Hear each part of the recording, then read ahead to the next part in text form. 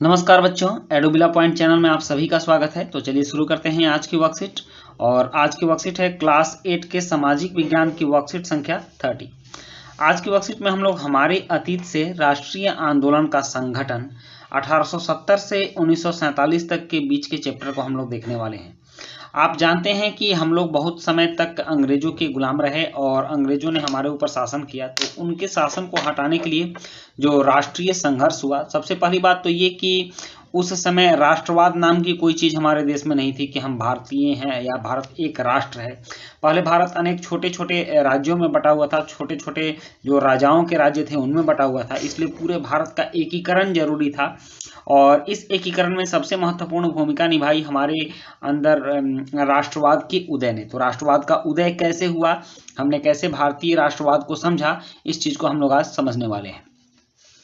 पहले के कार्यपत्रकों द्वारा हमने जाना कि 1857 का विद्रोह हालांकि कंपनी के सिपाहियों द्वारा शुरू किया गया था, लेकिन जल्दी ही यह समाज के सभी वर्गों में फैल गया।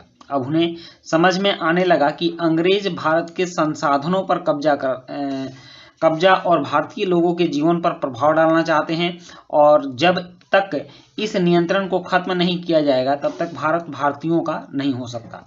मतलब कि 1857 के विद्रोह के बाद लोगों के समझ में यह बात आई कि अंग्रेज सिर्फ सैनिकों के लिए ही खराब कार्य नहीं कर रहे हैं, बल्कि हमारे संसाधनों पर कब्जा, हमारे आर्थिक संसाधन को, हमारे जो प्राकृतिक संसाधन है, हमारे देश से धन का दोहन कर रहे हैं, धन वो इंग्लैंड लेकर जा रहे हैं, और इस तरह से हमारे भारतीय लोगों के जीवन पर प्रभाव डालना चाहते हैं। वे यहाँ तक कि भारतीय लोगों के धर्म परिवर्तन भी करना शुरू कर चुके थे। तो इस तरह से यह बात लोगों को समझ में आई कि भारत भारतीयों का तब तक नहीं हो सकता जब तक इस नियंत्रण को खत्म नहीं किया जाए, अंग्रेजों को खत्म नहीं किया जाए।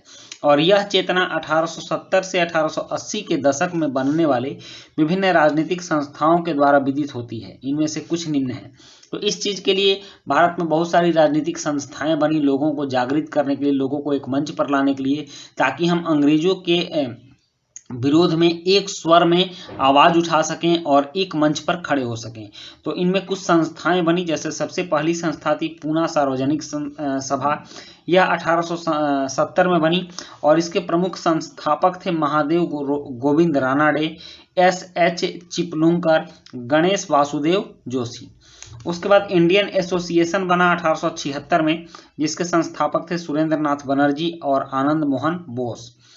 मद्रास महाजन सभा 1884 में बना, जिसके संस्थापक श्री जू सुब्रमण्यम अय्यर और आनंदू चार्लू थे। और बॉम्बे रेजिडेंसी एसोसिएशन 1885 में बना, जिसके संस्थापक फिरोज शाह मेहता, केटी तेलंग और बदरुद्दीन तैयब जी थे। भारतीय राष्ट्रीय कांग्रेस की स्थापना 1885 में हुई। इसके संस्थापक A.O. ह्यूम, दादा भाई नौरोजी और D.E. वाचा थे। तो इस तरह से बहुत सारी संस्थाएं बनी जो अखिल भारतीय स्तर पर लोगों के बीच राष्ट्र भावना और राष्ट्रीय चेतना जगाने में कारगर रहीं। हालांकि इनमें से कई संस्थाएं भारत के किसी खास हिस्से में काम कर रही थी, लेकिन उन्होंने अपना लक्ष्य पूरे भारत के लोगों के लिए निर्धारित किया। उनका मानना था कि भारतीयों को उनके अधिकारों के प्रति सशक्त बनाया जाना चाहिए। इन विचारों के अलावा 1870 और 1880 के दशक में कुछ कड़े कानूनों के कारण अंग्रेजों के प्रति भारतीयों के मन में असंतोष बढ़ता ही जा रहा था। इसमें से भी कुछ कड़े कानून हुए जो कि अंग्रेजों ने बनाए, जिससे कि भारतीयों के मन में असंतोष बढ़ा। तो उसमें सबसे पहला कानून था आर्म्स एक्ट। 1878 में पारित किया गया यह एक्ट, और इस एक्ट के तहत भारतीयों को हथियार रखने पर पाबंदी लगा दी गई।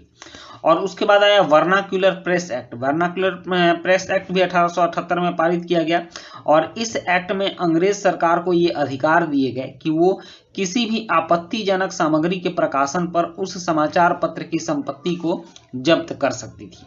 नेक्स्ट है उसके बाद इल्बर्ट बिल। इल्बर्ट बिल में है कि यह 1883 में पारित किया गया था। इल्बर्ट महोदय ने कहा कि इस बिल में प्रावधान लाया कि भारतीय जज अंग्रेज या यूरोपीय लोगों की न्यायिक सुनवाई कर सकते थे। तो और लेकिन अंग्रेजों के विरोध के कारण सरकार को इसे वापस लेना पड़ा। जब अंग्रेजों ने यह जाना कि भारतीय जज अंग्रेजों के खिलाफ सुनवाई करेंगे तो अंग्रेज इसका विरोध करने लगे और बाद में सरकार ने इसे वापस ले लिया। इससे भारतीयों में असंतोष फैल गया क्योंकि इसने अंग्रेजों के नस्ली भेदभाव को उजागर कर दिया कि वे नहीं चाहते कि कोई भारतीय अंग्रेजों पर शासन चलाए या अंग्रेजों से ऊंचा उठे। अब यहाँ एक क्रियाकलाप है कि अपने अध्यापक या अध्यापिका या अभिभावकों की सहायता से अपनी पसंद के स्वतंत्रता प्राप्ति के पूर्व की किसी एक राष्ट्रीय संस्था के बारे में जानकारी एकत्र कीजिए। तो आप किसी भी संस्था के बारे में आप गूगल पर सर्च मारेंगे भारतीय राष्ट्रीय कांग्रेस, तो भारतीय राष्ट्रीय कांग्रेस के बारे में आपको बहुत सी जानकारी मिल जाएगी और आप उस जानकारी को लिख लेंगे और यह आपके लिए बहुत हेल्पफुल होगा, सहायता करेगा।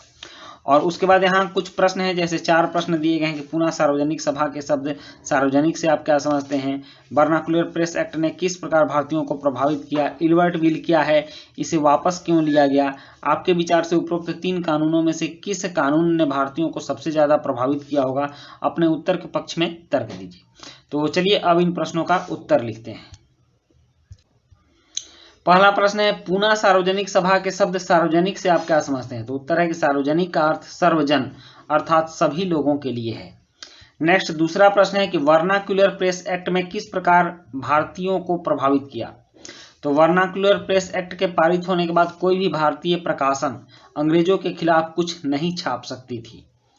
नेक्स्ट है प्रश्न 3 कि इल्बर्ट बिल क्या था, इसे वापस क्यों लिया गया, तो उत्तर है कि इल्बर्ट बिल में प्रावधान था कि भारतीय जज अंग्रेजी या यूरोपीय लोगों की न्यायिक सुनवाई कर सकते थे, लेकिन अंग्रेजों के विरोध के कारण सरकार को इसे वापस लेना पड़ा। उसके बाद प्रश्न 4 था कि आपके विचार से उपरोक्त 3 कानूनों में से किस कानून ने भारतीयों को सबसे ज्यादा प्रभावित किया होगा, अपने उत्तर के पक्ष में तर्क दीजिए। तो इसका उत्तर है कि वर्नाक्युलर प्रेस एक्ट ने भारतीयों को सबसे ज्यादा प्रभावित किया होगा क्योंकि इसकी वजह से भारतीय समाचार पत्र अब अंग्रेजों के खिलाफ कुछ भी नहीं छाप सकते थे और अंग्रेजों के द्वारा दी जाने वाली यातनाओं, यहाँ यात्रा नहीं यातना होगा, यातना मतलब कष्ट होता है, यातनाओं को अपने लोगों के बीच प्रसारित नहीं कर सकते थे। तो बच्चों ये थी आपकी आज की वर्कशीट और आज की वर्कशीट कंप्लीट होती है। वीडियो अच्छी लगी हो तो लाइक सब्सक्राइब कमेंट जरूर कीजिएगा। मिलते हैं नेक्स्ट वीडियो में। Thank you.